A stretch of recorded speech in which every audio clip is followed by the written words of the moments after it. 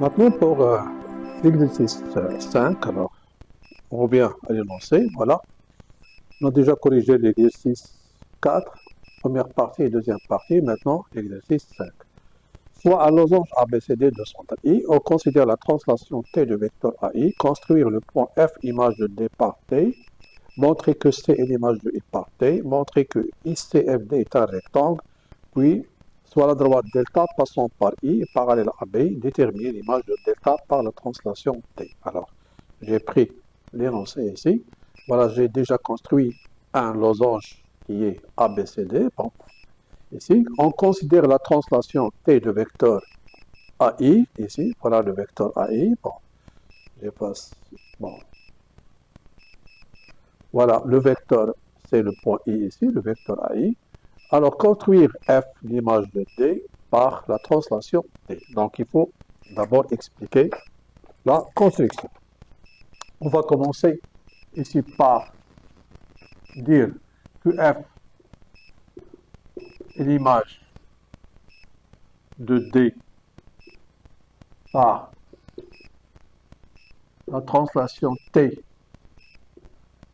de vecteur AI signifie, vous pouvez noter dans le brouillon comme ça par exemple, d'abord avant de rédiger, donc D, F c'est l'image de D par la translation T de vecteur AI. Ça veut dire quoi? Que AI, le vecteur AI égale DF.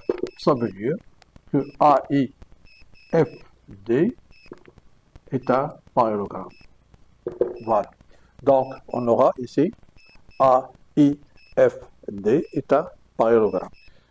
Ou bien tout simplement, je vais tout simplement tracer l'image de D. Voilà. Ici, j'aurai tout simplement, voilà, le vecteur df que je vais renommer ici le point par f. Voilà, ici je peux mettre en évidence d'une autre couleur, par exemple, ce parallélogramme que nous avons trouvé. Voilà, voilà, c'est un parallélogramme que AIFD est un parallélogramme. Bien sûr, ici, on a expliqué comment on a trouvé ici le point F. Donc ici, c'est C, ça c'est F, D, B, et ici, c'est A. Bon. Ça, c'est A. Ça, c'est pour la première question. Passons maintenant à la deuxième question. Alors, la deuxième question, montrer que C est l'image de I par la translation T. Ça veut dire qu'est-ce qu'il faut montrer? Il faut montrer, alors, la question, c'est montrer que C, c'est l'image de I par la translation T de vecteur AI. Ça veut dire quoi? Il suffit de montrer que AI égale IC. Comment on va trouver que AI égale à IC? Tout simplement que nous avons d'après l'énoncé que ABCD est un losange de centre I, donc I est le milieu de AC, alors on aura AI égale à AC. Donc, comment on va rédiger? Puisque ABCD est un losange de centre I, alors I est le milieu de ces diagonales. Donc, nous, on aura besoin tout simplement de dire que I est le milieu de AC. Donc, AI égale à IC. Bon, pour la conclusion ici, pour la deuxième question, il nous reste la conclusion. Nous avons trouvé que AI est égal à IC car I est le milieu de AC. Pourquoi? Parce que I est le centre du losange ABCD. Alors ici, on conclut que C est l'image de I par la translation T de vecteur AI. Ça, c'était pour la deuxième question. Passons maintenant à la troisième question. Pour la troisième question, on lit l'énoncé. Montrer que ICFD, et nous avons ici ICFD est un rectangle. Alors, je mets en évidence ce quadrilatère ici, ICFD. Le voilà. Donc, nous avons ici, d'après la première question, ici, bon, si je mets troisièmement, on a déjà trouvé ici que f, c'est l'image de D par la translation T du vecteur AI, c'est-à-dire que nous avons noté que AI est égal à DF. Voilà. Et nous avons dit que AI égale à IC, car I, c'était le milieu de AC. Qu'est-ce qu'on déduit alors? On déduit que DF égale à IC. De ceci, on déduit que DCFI est un parallélogramme. Donc, donc ici, DFCI est un parallélogramme. Il ne faut pas oublier que nous avons ici un losange, alors les diagonales sont perpendiculaires. Nous avons ici AB, bon, c'est AC perpendiculaire, ou bien on peut commencer par ABCD est un losange, alors AC perpendiculaire ABD. De ceci, qu'est-ce qu'on déduit? Nous avons que I appartient à BD et I qui appartient à AC, alors qu'est-ce qu'on conclut? Que IC est perpendiculaire à ID. Alors vous avez deux choses ici, que DFCI est un parallélogramme qui a un angle droit. Donc on va conclure, puisque DFCI, bon, je peux déplacer ça ici. Voilà. Alors je vais conclure que nous avons DFCI est un parallélogramme qui a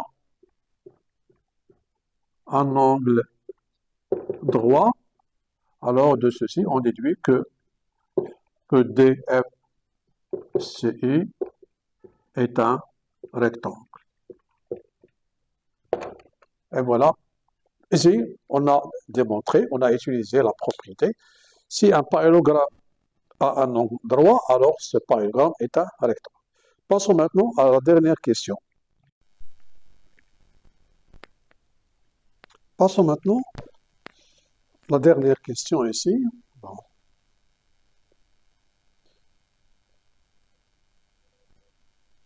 Pour la dernière question, bon, j'affiche l'énoncé.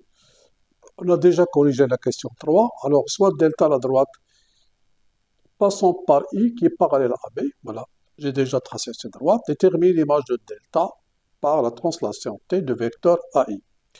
Donc, tout simplement, alors, je vais expliquer d'abord avant de rédiger la réponse.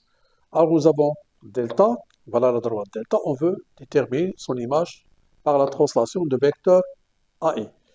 Alors, ici, on doit déterminer l'image de deux points de cette droite. On a déjà un point qui est I, et qui appartient à delta, et l'image de I, c'est C d'après la deuxième question. Voilà. D'après la deuxième question, c'est l'image de I par cette translation. Voilà, je garde ici les données. Donc, puisque l'image de I est C par cette translation, et I appartient à delta, alors l'image de delta, bien sûr, sera une droite qui passe par C, et qui est parallèle à delta. Alors, la droite qui est parallèle à delta et qui passe par C, nous avons déjà, d'après l'énoncé, que ici, delta qui est parallèle à AB. Donc, puisque delta parallèle à AB, son image delta prime, si j'appelle delta prime l'image de delta par cette translation, sera un point qui sera la droite qui passe par C et qui est parallèle à AB. Alors, c'est quoi la droite qui passe par C qui est parallèle à AB? Bien sûr, c'est CD. Pourquoi? Parce que ABCD est un losange. Donc ici, ces deux côtés dont les supports sont parallèles et les côtés BC et AD dont les supports sont parallèles. Voilà maintenant pour la suite de la question 4. Bon, j'ai expliqué que l'image de la droite delta, c'était la droite qui passe par I, qui est parallèle à AB. J'ai expliqué que l'image de la droite delta qui passe par I, son image par la translation T du vecteur AI, c'était la droite CD. Alors, ici, je répète, on va considérer que delta prime, c'est l'image de delta par la translation T de vecteur AI. Alors, bien sûr que delta prime sera parallèle à delta. On sait bien que l'image d'une droite est une droite qui est parallèle à cette droite, bien sûr, par une translation. Or, I appartient à la droite delta, et l'image de I, nous avons dit, d'après la question 2, c'était là le point C. Alors, le point C doit être un point de delta prime. Donc, C appartient à delta prime. On a d'après l'énoncé que delta est parallèle à AB, ici, d'après l'énoncé, et nous avons trouvé que delta prime, il est parallèle à delta. Qu'est-ce qu'on déduit alors que delta prime sera parallèle à AB? Alors, nous avons deux choses ici, que la droite delta prime passe par le point C et qui est parallèle à AB. Alors, on va chercher quelle est la droite qui passe par C, qui est parallèle à AB. En fait, il y a ici une seule droite qui est CD. Pourquoi CD? Parce que CD est parallèle à AB, car ABCD est un losange. Alors, j'ai dit, la droite delta prime passe par C parallèlement à AB, donc delta prime sera confondu avec la droite CD. Donc, CD et delta prime sont confondus. Ici, j'ai dit car CD est parallèle à AB. Donc, ici, puisque ABCD est un losange, donc delta prime, puisqu'il est confondu avec CD, nous avons considéré que delta prime, c'est l'image de delta. Donc, finalement, l'image de delta, par cette translation, c'est la droite CD. On peut vérifier ça avec le logiciel. Donc, ici, voilà, je vais prendre ici l'image de cette droite, ici, par cette translation. Voilà, en fait, on a trouvé que c'est la droite ici qui est CD. Et voilà, comme ça, on a terminé la correction de cet exercice qui était l'exercice ici numéro 5 concernant ici les vecteurs et translation après avoir ici corrigé l'exercice 1 qui était sous forme de question de cours, l'exercice 2 ici on avait ici des équations, puis ici il y avait ici un problème pour l'exercice 3, pour l'exercice 4. Ici, il y a deux parties. Ici, l'application de la relation de Charles. Ici, l'application de l'alignement des points. Et ici, c'est le dernier exercice concernant la translation. Donc, إلى اللقاء في حصة قادمة إن شاء الله.